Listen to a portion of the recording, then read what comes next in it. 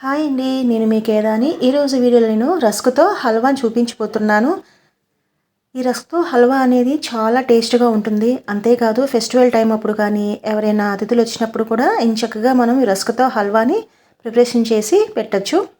దానికోసం ముందుగా నేను కొన్ని రస్కుల్ని తీసుకున్నాను. వీటిని ఇలా చక్కగా క్రష్ చేసుకుంటున్నాను. మిక్సీలో వేస్తే చాలా పౌడర్గా అయిపోతుంది కాబట్టి ఇలాగా మెత్తగా ఇలా బరగ్గా చేసుకోవాలి. సో నేను 15 వరకు రస్కుల్ని ఇలా పౌడర్ చేసుకున్నానండి. ఇప్పుడు నాకు ఇవి 2 కప్పుల వరకు వచ్చినాయి కదా. ఇప్పుడు నేను వీటిని పక్కన పెట్టుకుంటున్నాను. ఒక కళాయిలో 1 టేబుల్ స్పూన్ అంతా నెయ్యి వేసుకుంటున్నాను. ఇందులోకి గుప్పెడు జీడిపప్పును వేసుకొని చక్కగా దోరగా వేయించుకుంటున్నాను. ఇలా దోరగా వేయించుకొని నేను ఒక ప్లేట్లో తీసేస్తున్నానండి. సో ఆ తర్వాత అందులోకి నేను కిస్మిస్ కూడా తీసుకుంటున్నాను. అవి కూడా ఒక గుప్పెడు తీసుకుంటున్నానండి.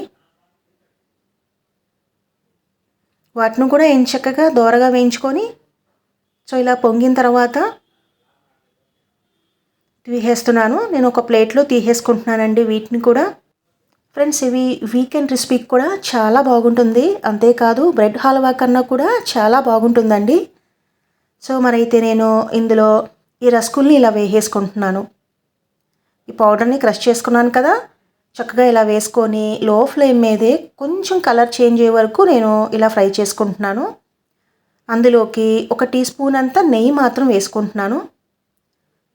మరి మాడిపోకుండా చక్కగా లో ఫ్లేమ్ మీద దోరగా వేయించుకుంటే సరిపోతుందండి. రస్కుల్ని మనము టీ టైం స్నాక్స్కే కాదు, ఇలా రస్కులతో చక్కగా స్వీట్ రెసిపీ కూడా చేసుకోవచ్చండి. సో ఇప్పుడు నేను కలర్ చేంజ్ అయింది కదా, కాస్తంత ఇప్పుడు స్టవ్ ఆఫ్ చేసేసుకుంటున్నాను. వీటిని ఒక గిన్నెలో తీసుకున్నానండి. ఆ తర్వాత అదే గిన్నెలో నేను 1 కప్పు షుగర్ వేసుకుంటున్నాను. కప్పుకి 2 కప్పుల వాటర్ని యాడ్ చేసుకుంటున్నాను. అంటే మొత్తంగా 4 కప్స్ వాటర్ని యాడ్ చేసుకున్నాను. నాకు రస్క్ పౌడరు 2 కప్స్ వచ్చింది కదా, దానికి 4 కప్స్ వాటర్ యాడ్ చేసుకున్నానండి. ఆ తర్వాత 2 ఇలాచీలను దంచి వేసుకున్నాక 1 టీ స్పూన్ అంతా వెనిలా ఎసెన్స్ని వేసుకొని ఇలా కలుపుకుంటున్నాను. కాస్తంత జిగురు పాకం వస్తే చాలండి. సో ఇప్పుడు పాకం రెడీ అయిపోయింది కదా. ఇప్పుడు నేను రస్క్ పౌడర్ని వేసేసుకున్నాను. వీటిని ఇలా దగ్గరికి అయ్యే వరకు కొంచెం జారుగా అయ్యే వరకు కలుపుకుంటున్నానండి. దగ్గరికి అయిపోయింది కదా. ఇప్పుడు నేను పక్కన పెట్టుకున్న జీడిపప్పు కిస్మిస్ని వేసేసుకుంటున్నాను. సో ఈ రెసిపీ నైవేద్యం రెసిపీకి కూడా చాలా బాగుంటుందండి. కన్సిస్టెన్సీ అంతా ఈ విధంగా ఉండాలి. సో ఇప్పుడు రెడీ అయిపోయింది కదా, మీకు చూపిస్తున్నాను చూడండి.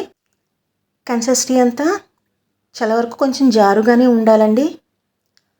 సో ఇప్పుడు ఇందులోకి ఎక్కువ నెయ్యి కూడా అవసరం లేదనమాట. చక్కగా సింపుల్గా హ్యాపీగా చక్కగా మనం రెసిపీని రెడీ చేసేసుకోవచ్చు. ఇది తయారు చేయడం కూడా చాలా తేలికే కదా. సో కన్సిస్టెన్సీ మొత్తం కొంచెం జారుగా ఉండాలి కదా. సో మీకు కావాలనుకుంటే కొంచెం గట్టిపడే వరకు మీరు కలుపుకోవచ్చు.